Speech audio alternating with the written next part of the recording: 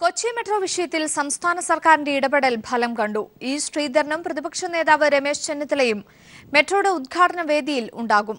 ഇത് സംബന്ധിച്ച് പ്രധാനമന്ത്രിയുടെ ഓഫീസ് മുഖ്യമന്ത്രിയുടെ ഓഫീസിന് അറിയിപ്പ് നൽകി. ഇവരെ ഉൾപ്പെടുത്തിയ പുതിയ പട്ടികയും സംസ്ഥാനത്തിന് കൈമാറി.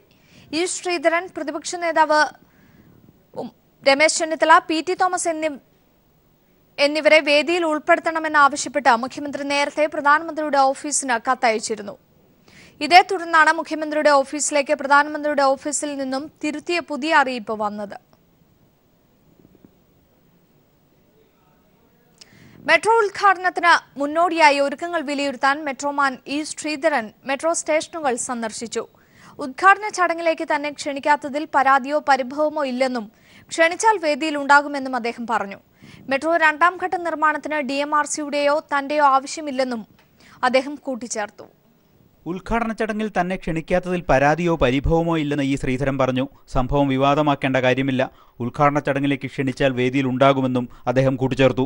അത് നമ്മൾ ഈ കാര്യത്തിൽ വലിയ വിവാദം ഉണ്ടാക്കരുത്. ഇത് പ്രത്യേകിച്ച് പ്രധാനമന്ത്രിയുടെ സുരക്ഷയാണ്. ആ സുരക്ഷ ആ ഏജൻസി അവരെന്താ തീർച്ചയായിട്ടും അതുപോലെ ചെയ്യണം. എല്ലാവർക്കും അത് നിർബന്ധിതമാണ്. ഒരു വിഷമവും ഇല്ല. എന്തിനാണ് എവിടെ എന്നെ എന്തിനാ ക്ഷണിക്കേണ്ട ആവശ്യമില്ല. ഞാൻ തന്നെ ഈ കുട്ടി ഇപ്പോഴല്ലേ പണിയെടുക്കുന്ന ആളല്ലേ, അപ്പം എന്തിനാ ക്ഷണിക്കേണ്ട ആവശ്യം? മെട്രോ രണ്ടാം ഘട്ടത്തിൽ DMRCയുടെ ആവശ്യമില്ലെന്നും അദ്ദേഹം പറഞ്ഞു. ഉദ്ഘാടനത്തിന് മുന്നോടിയായുള്ള ഒരുക്കങ്ങൾ വിലയിരുത്തുന്നതിനായാണ് അദ്ദേഹം കൊച്ചിയിലെത്തിയത്. രാവിലെ പാലാരിവട്ടം സ്റ്റേഷനിലെത്തി സൗകര്യങ്ങൾ ഇ ശ്രീധരൻ വിശദമായി പരിശോധിച്ചു. തുടർന്ന് മെട്രോ ട്രെയിനിൽ ആലുവ വരെ അദ്ദേഹം യാത്ര ചെയ്തു. ഇതിനിടെ ഇ ശ്രീധരനെ ചടങ്ങിന് ക്ഷണിക്കാത്തത് മര്യാദകേടായി പോയെന്ന് KV തോമസ് MP പറഞ്ഞു. വീണ്ടും മെസ്സേജ് PMOയിലേക്ക് പോയിട്ടുണ്ട്. ഗവൺമെൻറ് ഭാഗത്തു നിന്നും അല്ലാതെയും പോയിട്ടുണ്ട്. ഇത് മനസ്സിലാക്കി PMO ആണ് തീരുമാനമെടുക്കേണ്ടത്. കാരണം ഇത് ഇന്ത്യയിലെ മറ്റ് മെട്രോ പ്രോജക്റ്റിൽ നിന്നും വ്യത്യസ്തമായ ഒരു പ്രോജക്റ്റാണ്. ഉദ്ഘാടനത്തിന് 2 ദിവസം കൂടി ശേഷിക്കെ ഒരുക്കങ്ങൾ കൊച്ചിയിൽ ദ്രുതഗതിയിൽ പുരോഗമിക്കുകയാണ്. സുരക്ഷയുടെ ഭാഗമായി ഇതിനകം തന്നെ പോലീസിനെ വിവിധ കേന്ദ്രങ്ങളിൽ വിന്യസിച്ചു കഴിഞ്ഞു. പ്രധാന വേദിയായ കലൂർ സ്റ്റേഡിയത്തിലെ വേദി നിർമ്മാണവും പുരോഗമിക്കുകയാണ്. News bureau, Kochi. മകളുടെ വിവാഹം ആഡംബരമായി നടത്തിയതിന് ഗീതാ ഗോപിക്ക് താക്കീത്. CPI ജില്ലാ എക്സിക്യൂട്ടീവാണ് MLAക്കെതിരെ താക്കീത് ചെയ്തത്. കമ്മ്യൂണിസ്റ്റ് ജനപ്രതിനിധി എന്ന നിലയിൽ ജാഗ്രത വേണമായിരുന്നുവെന്നും അനാവശ്യ വിവാദങ്ങൾക്ക് വഴിതെളിച്ചുവെന്നും ജില്ലാ എക്സിക്യൂട്ടീവ് വിലയിരുത്തി. വിവരങ്ങൾ CG ദിൽജിത്ത് നൽകും. ദിൽജിത്ത്, വിശദാംശങ്ങൾ. അഞ്ജു, മകളുടെ വിവാഹം ആഡംബരപൂർണമായി നടത്തിയെന്ന് സോഷ്യൽ മീഡിയയിലടക്കം ആരോപണങ്ങൾ ഉയർന്നതോടുകൂടിയാണ് CPI ജില്ലാ എക്സിക്യൂട്ടീവ് കമ്മിറ്റി ഗീതാ ഗോപി MLAയോട് വിശദീകരണം ചോദിച്ചിരുന്നത്. നാട്ടിക നിയോജക മണ്ഡലത്തിലെ MLA ആയ ഗീതാ ഗോപി ഇത് സംബന്ധിച്ച വിശദീകരണം പാർട്ടിക്ക് നൽകിയിരുന്നു. 75 പവൻ സ്വർണമാണ് വിവാഹ ചടങ്ങിൽ മകൾക്കായി നൽകിയതെന്നും ഇതിൽ 50 പവൻ സ്വന്തമായി നൽകിയെന്നും 25 പവൻ സ്വർണം ബന്ധുക്കൾ സംഭാവനയായി നൽകിയത് ആണ് എന്നുമായിരുന്നു MLAയുടെ വിശദീകരണം. എന്ന ഇത്തരത്തിൽ വിവാഹ ചടങ്ങിലെ തരത്തിൽ പരസ്യമായി ഇത്രയധികം സ്വർണം പ്രദർശിപ്പിച്ചത് CPI യോഗത്തിൽ വിമർശനത്തിന് ഇടയാക്കി. വിവാഹത്തിൽ കാട്ടിയ ആർഭാടം പാർട്ടിക്ക് അവമതിപ്പും അനാവശ്യ ചർച്ചകൾക്കും ഇടയാക്കിയിട്ടുണ്ട്. എന്നാൽ ഇത്തരത്തിൽ MLA ഇത്തരത്തിലൊരു വിശദീകരണം നൽകിയിരിക്കുന്ന സാഹചര്യത്തിൽ മറ്റ് നടപടികളിലേക്ക് കടക്കാതെ താക്കീതിൽ നടപടി ഒതുക്കാനുള്ളൊരു തീരുമാനമാണ് ഇന്ന് ചേർന്ന ജില്ലാ എക്സിക്യൂട്ടീവ് കമ്മിറ്റി തീരുമാനിച്ചിരിക്കുന്നത്. ഏതായാലും ഈ കാര്യം മാധ്യമങ്ങളെ ജില്ലാ കമ്മിറ്റി അറിയിച്ചിട്ടുണ്ട്. ശരി, CG ദിൽജിത്താണ് വിവരങ്ങൾ നൽകിയത്. കന്നുകാലി കശാപ്പിന് നിയന്ത്രണം ഏർപ്പെടുത്തിയ വിജ്ഞാപനത്തിൽ കേന്ദ്ര സർക്കാരിന് സുപ്രീം കോടതിയുടെ നോട്ടീസ്. വിഷയത്തിൽ 2 ആഴ്ചയ്ക്കകം കേന്ദ്രം മറുപടി നൽകണം. വിജ്ഞാപനത്തിനെതിരെയുള്ള ഹർജികൾ സംയുക്തമായി പരിഗണിച്ചാണ് കോടതി നടപടി. കേസിൽ കക്ഷി ചേരാനുള്ള കിസാൻ സഭയുടെ അപേക്ഷയും കോടതി അംഗീകരിച്ചു. അതേസമയം ജനങ്ങളുടെ ആശങ്ക പരിഹരിക്കുന്ന വിധം വിജ്ഞാപനത്തിൽ ഉടൻ മാറ്റം വരുത്തുമെന്ന് കേന്ദ്ര പരിസ്ഥിതി മന്ത്രി ഹർഷവർദ്ധൻ അറിയിച്ചു. കശാപ്പിനായി കന്നുകാലികളെ ചന്തയിൽ വിൽക്കുന്നത് തടയുന്ന കേന്ദ്ര വനം പരിസ്ഥിതി മന്ത്രാലയത്തിന്റെ പുതിയ ചട്ടം റദ്ദാക്കണമെന്നാവശ്യപ്പെട്ട വിവിധ ഹർജികൾ സംയുക്തമായി പരിഗണിച്ചാണ് സുപ്രീം കോടതി കേന്ദ്ര സർക്കാരിനോട് വിശദീകരണം തേടിയത്. മൃഗങ്ങളോടുള്ള ക്രൂരത തടയൽ നിയമപ്രകാരം പുതിയ വിജ്ഞാപനം പുറപ്പെടുവിച്ചുവെന്നാണ് കേന്ദ്ര നിലപാട്.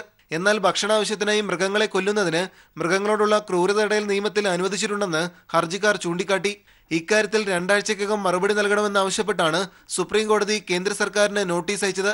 കേന്ദ്ര ഗവൺമെന്റ് കേരള അടക്കമുള്ള സംസ്ഥാനങ്ങളുടെ അധികാരങ്ങൾ കവർന്നെടുത്തുകൊണ്ട് ഭരണഘടനാദത്തമായ ഷെഡ്യൂൾ 7 ലിസ്റ്റ് 2 വരുന്ന അധികാരം കവർന്നെടുത്തു. 1.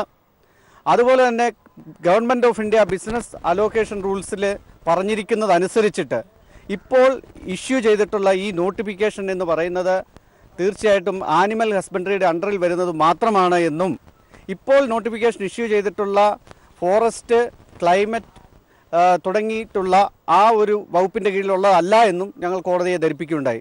കേന്ദ്ര വിജ്ഞാപനം കർഷകർക്ക് വൻ സാക്കുന്നുവെന്നും ഗോരക്ഷാ സംഘങ്ങളുടെയും മറ്റും കർഷകരെ ഉപദ്രവിക്കുന്നതിലേക്ക് വഴിവെക്കുന്നുവെന്നും ഹർജിക്കാർ കോടതിയിൽ ചൂണ്ടിക്കാട്ടി. അവധിക്കാല ബെഞ്ച് അടിയന്തരമായി വിഷയത്തിൽ ഇടപെടണമെന്നും സംസ്ഥാന മൃഗക്ഷേമ ബോർഡുകൾ പിരിച്ചുവിടണമെന്നും ഹർജിക്കാർ കോടതിയിൽ ആവശ്യപ്പെട്ടു. എന്നാൽ കേന്ദ്ര വിശദീകരണം ലഭിച്ച ശേഷം ജൂലൈ 11 കേസ് വീണ്ടും പരിഗണിക്കുമെന്ന് കോടതി അറിയിച്ചു. News bureau, Delhi. PT Usha സ്കൂളിലെ സിന്തറ്റിക് ട്രാക്കിന്റെ ഉദ്ഘാടനം പ്രധാനമന്ത്രി നരേന്ദ്രമോദി വീഡിയോ കോൺഫറൻസ് വഴി ഉദ്ഘാടനം ചെയ്തു കഴിഞ്ഞിരിക്കുകയാണ്. അതിന്റെ തത്സമയ സംപ്രേഷണത്തിലേക്ക്. On behalf of the Usha School of Athletics, the school president Padma Shri PT Usha ji, the students, well-wishers, and on my own behalf convey deep gratitude and hearty thanks to Honorable Prime Minister Shri Narendra Modi ji for sparing his valuable time to inaugurate the Usha School Stadium. This is indeed a great honor for the school and a huge inspiration for our athletes. Friends, we have with us today our most gracious Union Minister for Sports, Sri Vijay Goyal ji. I wish to express our profuse thanks to the Minister for coming all the way here and delivering a very motivating presidential address. We are very grateful to you for this generous gesture, sir. My thanks to the respected Kerala State Sports Council, Mr. Sri A.C. Moideen, sir. We are greatly encouraged by your presence, sir, and look forward to your continued support for the school. My deep regards and sincere thanks to Sri M.K. Raghavan, sir. Respected our own MLA, Sri Purushan Kadalundi, sir. Respected MLA, Sri O. Rajagopal ji, Sri T.P. Dasan, Dr. M. Beena, Dr. Kishore, Sri P.I. Babu, Sri Babu Parasheri, and distinguished representatives of various local bodies. I also wish to express thanks to Sri Srikanth S., Dr. Skiller Jose, Sri O.M. Nambiar sir, Sri Ajana Chandran, friends from the print and electronic media, our generous sponsors, and all the dear friends who are here for their immense support, presence, and encouragement. Usha സ്കൂളിന്റെ synthetic ട്രാക്കിന്റെ ഉദ്ഘാടനം പ്രധാനമന്ത്രി Narendra Modi video conference വഴി ഉദ്ഘാടനം ചെയ്തു. അതിന്റെ തത്സമയ സംപ്രേഷണമാണ് കണ്ടത്. മറ്റു വാർത്തകളിലേക്ക് പോകുന്നു. തലശ്ശേരി ഫസൽ വധക്കേസിൽ തുടരന്വേഷണം ആവശ്യമില്ലെന്ന് കൊച്ചി CBI കോടതി ഉത്തരവിട്ടു. തുടരന്വേഷണം ആവശ്യപ്പെട്ട് ഫസലിന്റെ സഹോദരൻ സമർപ്പിച്ച ഹർജി കോടതി തള്ളി. RSS പ്രവർത്തകന്റെ കുറ്റസമ്മത മൊഴിയും CBIയുടെ കണ്ടെത്തലും തമ്മിലെ അന്തരം ചൂണ്ടിക്കാട്ടിയാണ് ഹർജി തള്ളിയത്. സാലി മുഹമ്മദ് തരും കൂടുതൽ വിവരങ്ങൾ. സാലി, വിശദാംശങ്ങൾ.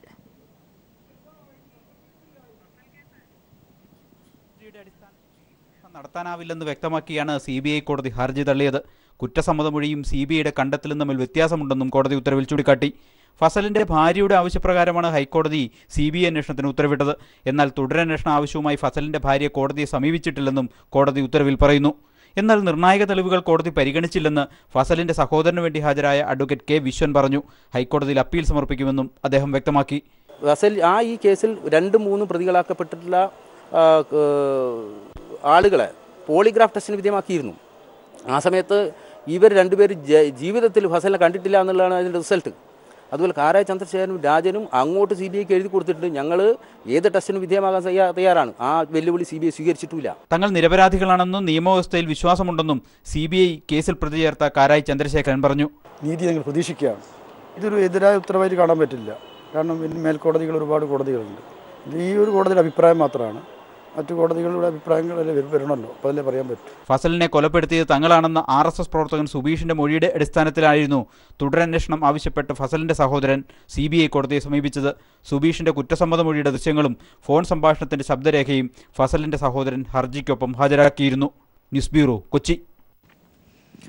കൊല്ലം പിറവന്തൂർ സ്വദേശിനിയായ യുവതിക്ക് നേരെ ആസിഡ് ആക്രമണം. സ്ത്രീധനത്തിന്റെ പേരിൽ ഭർത്താവാണ് യുവതിയുടെ ദേഹത്ത് ആസിഡ് ഒഴിച്ചത്. യുവതിയെ മർദ്ദിച്ച് അവശയാക്കിയ ശേഷമായിരുന്നു ആസിഡ് ആക്രമണം. സ്ത്രീധനം കൂട്ടി നൽകാത്തതിന്റെ പേരിൽ ഭർത്താവ് ബിനു ധന്യയെ നിരന്തരം പീഡിപ്പിച്ചിരുന്നു. കഴിഞ്ഞ 6-ാം തീയതി ബിനുവിന്റെ ചെങ്ങന്നൂരുള്ള വീട്ടിൽ വെച്ചായിരുന്നു ആസിഡ് ആക്രമണം. തടികൊണ്ട് അതിക്രൂരമായി അടിച്ചു പരിക്കേൽപ്പിച്ച ശേഷം ധന്യയുടെ മുഖത്ത് ആസിഡ് ഒഴിക്കാനായിരുന്നു ശ്രമം. ധന്യ കൈകൊണ്ട് തട്ടിയതിനാൽ ആസിഡ് മുഖത്ത് വീണില്ല. എന്നാൽ ദേഹത്ത് പല ഭാഗത്തും ആസിഡ് വീണ് പൊള്ളലേറ്റു. കുഞ്ഞിനെടുക്കുന്നതിൽ കുഞ്ഞു വരുന്നില്ല എന്ന് പറഞ്ഞപ്പോൾ അതിന് എന്താ അവിടെ കിടക്കുന്നതെന്ന് ചോദിച്ചോണ്ടാ എന്റെ കഴുത്തിനൊക്കെ കൊത്തിപ്പിടിച്ച് ഇങ്ങനെ അടിച്ചത് വലിയ പട്ടിയിലെടുത്ത് അടിക്കുമായിരുന്നു. അടിച്ചിട്ട് പിന്നെ അതിന് പുറത്തോട്ട് ഇറങ്ങി പോയിട്ട് ആസിഡ് എടുത്തുകൊണ്ട് വന്ന് മുഖത്തോട് ഒഴിക്കാൻ വന്നത്. അപ്പോൾ തട്ടിയ വഴിക്ക് അതുകൊണ്ട് ഇങ്ങനെ ചെള്ളയ്ക്ക് ഇങ്ങനെ ഡ്രസ്സിൻ്റെ ഭാഗത്തുമായിട്ട് വീണതാണ്. ധന്യയുടെ ശരീരമാസകലം നീലിച്ച പാടുകളാണ്. 20 പവനും 50,000 രൂപയും ബിനു ശ്രീധരമായി വാങ്ങിയിരുന്നു. ഇനിയും 2 ലക്ഷം രൂപ കൂടി വേണമെന്ന് ആവശ്യപ്പെട്ടായിരുന്നു ബിനുവിന്റെ ആക്രമണം. ഒരാഴ്ചയോളം ധന്യ ആശുപത്രിയിൽ ചികിത്സയിലായിരുന്നു. ഇവർക്ക് 2 പെൺകുട്ടികളാണ്. പോലീസ് കേസെടുത്തെങ്കിലും ബിനുകുമാർ ഒളിവിലാണ്. Punalur police case diary Chengannur പോലീസിന് കൈമാറി. ന്യൂസ് ബ്യൂറോ, കൊല്ലം. സ്വാമി ഗംഗേശാനന്ദയുടെ ജനനേന്ദ്രിയം മുറിച്ചത് താനല്ലെന്ന് പെൺകുട്ടി. എല്ലാം പോലീസ് കെട്ടിച്ചമച്ചതാണെന്ന് പെൺകുട്ടിയുടെ കത്ത്. പെൺകുട്ടിയുടെ കത്ത് പ്രതിഭാഗം കോടതിയിൽ സമർപ്പിച്ചു. അഭിഭാഷകൻ സമർപ്പിച്ച കത്ത് തന്റേത് തന്നെയാണെന്നും പെൺകുട്ടി വ്യക്തമാക്കിയ വിവരങ്ങളുമായി സുനിൽ അരുമാനൂർ ചേരുകയാണ്. സുനിൽ, കേസിൽ നിർണായകമായ ഒരു വഴിത്തിരിവ് എന്ന് തന്നെ വിശേഷിപ്പിക്കാം. പെൺകുട്ടി തന്നെ കത്ത് ലിംഗം മുറിച്ചത് താനല്ല എന്ന അവകാശവാദവുമായി രംഗത്തെത്തിയിരിക്കുന്ന ഒരു സാഹചര്യം. എന്താണ് ഏറ്റവും പുതിയ വിവരങ്ങൾ? അഞ്ജു, വളരെ കേസിൽ തന്നെ മാറ്റിമറിക്കുന്ന തരത്തിലുള്ള ഒരു വെളിപ്പെടുത്തലും ആയിട്ടാണ് ഇപ്പോൾ പെൺകുട്ടി രംഗത്തെത്തിയിരിക്കുന്നത്. അതായത് സ്വാമി ഗംഗേശാനന്ദയുടെ ലിംഗം മുറിച്ചത് താനല്ല എന്നുള്ള വെളിപ്പെടുത്തലാണ് പെൺകുട്ടി നടത്തിയിരിക്കുന്നത്. ഇതിന്റെ പിന്നിൽ ഗൂഢാലോചനയുണ്ടെന്നും താൻ ഈ കൃത്യം നിർവഹിച്ചിട്ടില്ല എന്നും പോലീസ് നടത്തിയ കെട്ടിച്ചമച്ച ഒരു കഥയാണ് ഇതിന്റെ പിന്നിൽ വന്നതെന്നാണ് പെൺകുട്ടി പറഞ്ഞിരിക്കുന്നത്. ഇതെല്ലാം വിശദീകരിച്ചുകൊണ്ടുള്ള ഒരു കത്താണ് പ്രതിഭാഗം അഭിഭാഷകന് പെൺകുട്ടി നൽകിയിരിക്കുന്നത്. ഈ കത്ത് എഴുതിയ താനാണെന്നും പെൺകുട്ടി ഇപ്പോൾ സ്ഥിരീകരിച്ചിരിക്കുകയാണ്. നേരത്തെ കോടതി മുമ്പാകെ നൽകിയ 164 സ്റ്റേറ്റ്മെന്റ് ഘടകവിരുദ്ധമായിട്ടുള്ള ഒരു വെളിപ്പെടുത്തലാണ് ഇപ്പോൾ പെൺകുട്ടി നടത്തിയിരിക്കുന്നത്. അന്ന് ഈ സംഭവത്തിന് ശേഷം ഈ പെൺകുട്ടിയുടെ ഈ കൃത്യത്തെ അഭിനന്ദിച്ചുകൊണ്ടും അതുപോലെ ഇതിനെ പിന്തുണ നൽകിക്കൊണ്ടും ആളുകൾ രംഗത്തെത്തിയിരുന്നു. ഇപ്പോൾ പെൺകുട്ടി തന്നെ അതല്ല ചെയ്ത് ഈ ഒരു സംഭവത്തിന്റെ പിന്നിൽ മറ്റു ചിലരുണ്ട് എന്നുള്ളതാണ്. ഇടയ്ക്ക് തന്നെ ഇതിനകത്ത് വാർത്ത വന്നതാണ് പെൺകുട്ടി മാത്രമല്ല ഈ കൃത്യം നിർവഹിച്ചിട്ടുള്ളതെന്നും പറയുന്നുണ്ട്. ഇതിനകത്ത് മറ്റൊരു കാര്യം കത്തിനകത്ത് പറയുന്നത് തന്നെ സ്വാമിജി ഒരിക്കൽ പോലും ലൈംഗികമായി പീഡിപ്പിച്ചിട്ടില്ല, ലൈംഗികമായി ഉപയോഗിച്ചിട്ടില്ല എന്നാണ് പറയുന്നത്.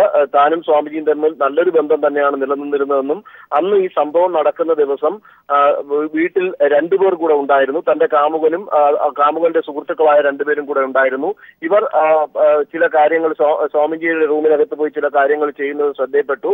സ്വാമിജിയുടെ ലിംഗം മുറിക്കുന്നതിനുള്ള ഒരു നീക്കം ഇവർ നടത്തിയിരുന്നു. ഇത് കണ്ട് താൻ പുറത്തേക്കിറങ്ങി ഓടുകയായിരുന്നു എന്നാണ് പെൺകുട്ടി ഈ കത്തിനകത്ത് പറയുന്നത്. പ്രതിഭാഗം അഭിഭാഷകൻ നൽകിയിട്ടുള്ള ഈ കത്ത് കോടതിയിൽ നൽകിയിരിക്കുകയാണ്. ഇനി ഇതിൽ 164 സ്റ്റേറ്റ്മെന്റ് ഘടകവിരുദ്ധമായിട്ടുള്ള കാര്യങ്ങൾ ഇതിനകത്ത് പറഞ്ഞതുകൊണ്ട് തന്നെ തീർച്ചയായും ഇതിനകത്ത് നിയമപരമായിട്ടുള്ള കാര്യങ്ങൾ മുന്നോട്ട് പോകുമ്പോൾ പെൺകുട്ടിക്ക് അത് കൃത്യമായ രീതിയിലുള്ള ഒരു തിരിച്ചടിയായി മാറും എന്നാണ് പ്രതിഭാഗം അഭിഭാഷകൻ തന്നെ പറയുന്നത്.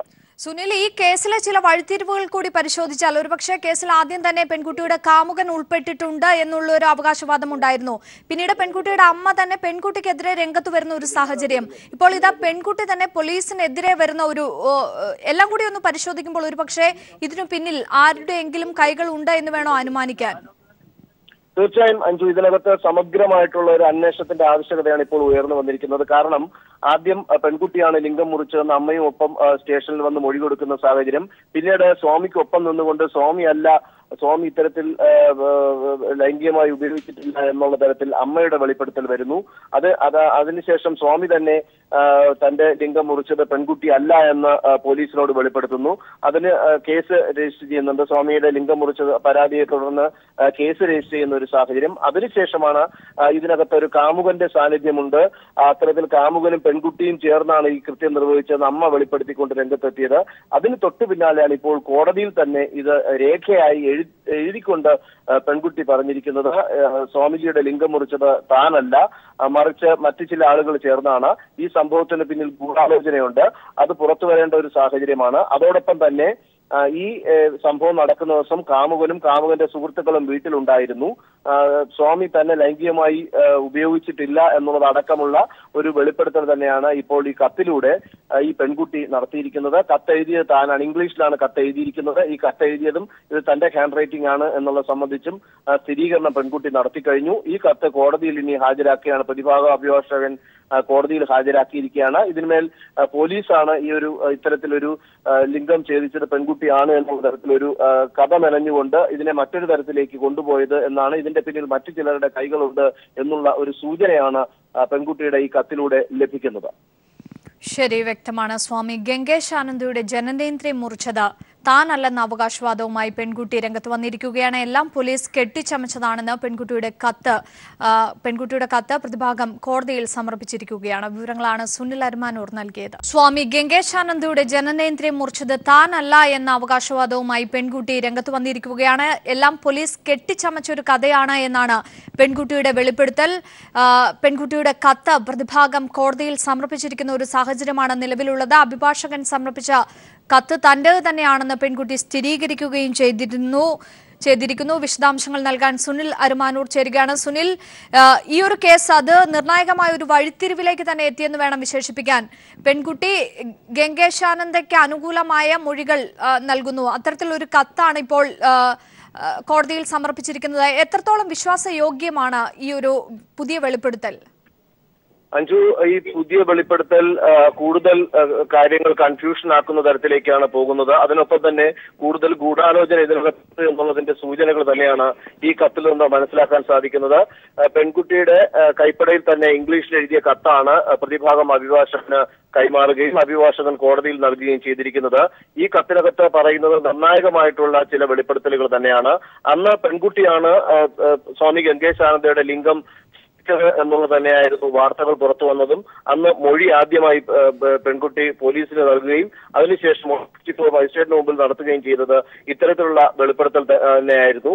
അത് ആ ഒരു മൊഴിക്ക് സമാനമായ രീതിയിലുള്ള കാര്യങ്ങളായിരുന്നു പെൺകുട്ടിയുടെ അമ്മയും അച്ഛനും സഹോദരനും ഒക്കെ പോലീസിന് മുമ്പിൽ നൽകിയത്. പക്ഷെ അതിനുശേഷം സ്വാമി പറഞ്ഞു തന്റെ ലിംഗം ഈ പെൺകുട്ടി അല്ല എന്ന് പറഞ്ഞ് രംഗത്തെത്തിയപ്പോഴാണ് സ്വാമിയോടൊപ്പം ചേർന്നുകൊണ്ട് പെൺകുട്ടിയുടെ അമ്മ ഒരുമിച്ച് നിന്നുകൊണ്ട് സ്വാമിയെ രക്ഷപ്പെടുത്തുന്ന തരത്തിലുള്ള നടപടികളുമായി വരികയും കാമുകനും പെൺകുട്ടിയും ചേർന്നാണ് ഈ കൃത്യം നിർവഹിച്ചത് എന്നുള്ള തരത്തിലേക്ക് കാര്യങ്ങൾ മാറി വരികയും ചെയ്തത്. ഇതിന്റെ അടിസ്ഥാനത്തിൽ തന്നെ വിശദമായിട്ടുള്ള ചോദ്യം ചെയ്യൽ സ്വാമിയെയും അതുപോലെ തന്നെ പെൺകുട്ടിയെയും വീണ്ടും നടത്തിയിരുന്നു. കാമുകനെ തേടിയുള്ള അന്വേഷണവും പോലീസിന്റെ ഒരു ഭാഗത്ത് നിന്ന് ഉണ്ടായിട്ടുണ്ട്. ഈ ഒരു സാഹചര്യത്തിൽ ഇത്തരത്തിൽ കേസ് മുന്നോട്ട് പോകുന്ന പശ്ചാത്തലത്തിലാണ് ഇപ്പോൾ പെൺകുട്ടി നിർണായകമായിട്ടുള്ള കാര്യങ്ങൾ പറഞ്ഞിരിക്കുന്നത്. താനല്ല സ്വാമിയുടെ ലിംഗം മുറിച്ചത്. താൻ ഈ സംഭവം നടക്കുന്ന ദിവസം മുറിയിലുണ്ടായിരുന്നു. അന്ന് സ്വാമിയുടെ മുറിയിൽ അല്ലെങ്കിൽ തന്റെ വീട്ടിനകത്ത് തന്റെ കാമുകന്റെ 2 സുഹൃത്തുക്കളും ഉണ്ടായിരുന്നു. ഇവരാണ് ഈ കൃത്യം ചെയ്യാനായി ഒരുങ്ങിയത്. ഇത് കണ്ട് താൻ പേടിച്ച് പുറത്തേക്ക് ഇറങ്ങി ഓടുകയായിരുന്നു. അതിനുശേഷമാണ് തന്നെ അമ്മ കൂട്ടിക്കൊണ്ടുവന്ന് പോലീസിനെ അറിയിക്കുകയും പോലീസ് സ്റ്റേഷനിലേക്ക് പോവുകയും ചെയ്യുന്ന നടപടികളിലേക്ക് പോയതെന്നാണ് പറയുന്നത്. ഇതിന്റെ പിന്നിൽ വലിയ രീതിയിലുള്ള ഗൂഢാലോചനയുണ്ട്. ഇത്തരത്തിൽ ലിംഗം മുറിച്ചതും താനാണെന്നും അത്തരത്തിലുള്ള പരാമർശങ്ങളും അതിനുശേഷമുള്ള കാര്യങ്ങളുമൊക്കെ പോലീസ് കെട്ടിച്ചമച്ച ഒരു കഥയാണ് എന്നാണ് പെൺകുട്ടി പറഞ്ഞിരിക്കുന്നത്. ഇതിനകത്ത് നിന്ന് ഇത് കേസിൽ വലിയ രീതിയിൽ തന്നെ ഇത് ബാധിക്കും എന്ന കാര്യം തന്നെയാണ്, വലിയ രീതിയിൽ ഇൻഫ്ലുവൻസ് ചെയ്യുന്ന കാര്യം തന്നെയാണ് ഇപ്പോൾ പെൺകുട്ടി പറഞ്ഞിരിക്കുന്നത്. കാരണം 164 പറഞ്ഞതിന് ഘടകവിരുദ്ധമായിട്ടുള്ള കാര്യങ്ങളാണ് ഇപ്പോൾ പെൺകുട്ടി കത്തിലൂടെ നൽകിയിരിക്കുന്നത്. അതുകൊണ്ട് തന്നെ ഇതിന്റെ വിശ്വാസ്യത കോടതി മുഖവിലേക്കെടുക്കും എന്നുള്ളത് തന്നെയാണ്. കാരണം ഇത് വീണ്ടും പെൺകുട്ടിയെ ഈ കേസിന്റെ കുറ്റപത്രം സമർപ്പിച്ചതിന് ശേഷമുള്ള വിചാരണ ഘട്ടത്തിലൊക്കെ പോലീസിന്റെ ചോദ്യം ചെയ്യലിൽ തന്നെ വീണ്ടും ഇക്കാര്യത്തിലേക്ക് വിശദമായിട്ടുള്ള ഒരു അന്വേഷണം ആവശ്യമായി വരുന്നു എന്നുള്ളതാണ്. ശരി സുനിൽ, ദയവായി തുടരുക. ഇപ്പോൾ ജോർജ് ജോസഫ് കൂടി നമ്മോടൊപ്പം ടെലിഫോൺ ലൈനിൽ ചേരുകയാണ്. ശ്രീ ജോർജ് ജോസഫ്, സ്വാമി ഗംഗേശാനന്ദയുടെ ജനനേന്ദ്രിയം മുറിച്ചത് താനല്ല എന്ന് പെൺകുട്ടി വെളിപ്പെടുത്തിയിരിക്കുകയാണ്. എല്ലാം പോലീസ് കെട്ടിച്ചമച്ചിരിക്കുന്ന ഒരു കഥയാണ് എന്നാണ് ഇപ്പോൾ പെൺകുട്ടി പറഞ്ഞിരിക്കുന്നത്. അത്തരത്തിലൊരു കത്താണ് പ്രതിഭാഗം കോടതിയിൽ സമർപ്പിച്ചിരിക്കുന്നത്. താങ്കൾ എങ്ങനെ ഈ ഒരു വെളിപ്പെടുത്തലിനെ നോക്കി കാണുന്നു? ഇത് നേരത്തെ ഒരു ചർച്ചയില് നമ്മൾ പറഞ്ഞിട്ടുണ്ടായിരുന്നു. കാരണം ആ കുട്ടിയുടെ ആ മൊഴിയുടെ സ്വഭാവം വെച്ച് നോക്കുമ്പോൾ ആ സംഭവത്തെ പറ്റി വിവരങ്ങൾ മനസ്സിലാക്കുമ്പോൾ ആ കുട്ടി ചെയ്തിരിക്കാനുള്ള സാധ്യത കുറവാണെന്ന് ഇതിനു മുമ്പ് 2-3 ചർച്ചയിൽ ഞാൻ ഇത് പറഞ്ഞിരുന്നു. പക്ഷെ പോലീസിന് ഇതിനകത്തൊരു മണ്ടത്തരം പറ്റിയിട്ടുണ്ട്. കാരണം ഞാൻ അത് തന്നെയാണ് ഉദ്ദേശിക്കുന്നത്. ഇപ്പോഴും ആരെങ്കിലും ഒരാളുടെ കൈവെട്ടിയെന്നോ ശരീരത്തിലെ ഒരു ഏതെങ്കിലും ഒരു ഭാഗം വെട്ടി അടർത്തി മാറ്റി എന്ന് പറഞ്ഞ് പോലീസ് സ്റ്റേഷനിൽ റിപ്പോർട്ട് ചെയ്ത് ഞാനാണ് അത് ചെയ്തതെന്ന് പറഞ്ഞ ഒരു പെൺകുട്ടി വന്നു കഴിഞ്ഞാല് ആ പെൺകുട്ടിയുടെ മൊഴി പകർത്തി ഒരു ഇഞ്ചേർഡിന് എതിരായിട്ട് ഒരു കേസ് എടുക്കുന്ന ചരിത്രം കേരളത്തിൽ ഉണ്ടായിട്ടുണ്ടോ? അങ്ങനെ ഒരാളുടെ ലിംഗം മുറിച്ചു കളഞ്ഞെന്ന് പറഞ്ഞ് പോലീസ് സ്റ്റേഷനിൽ ഒന്ന് റിപ്പോർട്ട് ചെയ്താൽ ആ മുറിച്ചയാളെ ആശുപത്രിയിലാക്കി അയാളുടെ മൊഴി പകർത്തി കേസെടുക്കുകയാണ് പോലീസ് ചെയ്യേണ്ടത്. അങ്ങനെ കേസ് അയാൾ മൊഴി തരാൻ റെഡിയല്ലെന്നുണ്ടെങ്കിൽ തീർച്ചയായിട്ടും സോ മോട്ടോ ആയിട്ട് പോലീസ് സ്വമേധയാ കേസെടുക്കണം. അതാണ് നിയമം പറയുന്നത്. എന്തുകൊണ്ടാണ് പേട്ട പോലീസ് ഇങ്ങനെ ചെയ്യുന്നതെന്ന് എനിക്ക് മനസ്സിലാകുന്നില്ല. ആരാണ് ഇങ്ങനെ ഇല്ലീഗലായിട്ടുള്ള ഡയറക്ഷൻ പോലീസിന് കൊടുക്കണമെന്നും മനസ്സിലായിട്ടില്ല. പോലീസ് ഇനി താമസിക്കാതെ തന്നെ ഈ ആ സ്വാമിയുടെ മൊഴി പുറത്തി കേസെടുക്കുകയോ അല്ലെങ്കിൽ സ്വമേധയാ ഈ ലിംഗം മുറിച്ചതിന് കേസെടുക്കുകയോ ചെയ്യണം. ശരി, എന്തായാലും വളരെയധികം നന്ദി ശ്രീ ജോർജ് ജോസഫ് ഈ അവസരത്തിൽ ഞങ്ങളോട് പ്രതികരിച്ചതിന്. സ്വാമി ഗംഗേശാനന്ദയുടെ ജനനേന്ദ്രിയം മുറിച്ചത് താനല്ല എന്ന് പെൺകുട്ടി വ്യക്തമാക്കിയിരിക്കുകയാണ്. എല്ലാം പോലീസ് കെട്ടിച്ചമച്ചതാണെന്നാണ് പെൺകുട്ടിയുടെ കത്ത് പ്രതിഭാഗം കോടതിയിൽ സമർപ്പിച്ചു.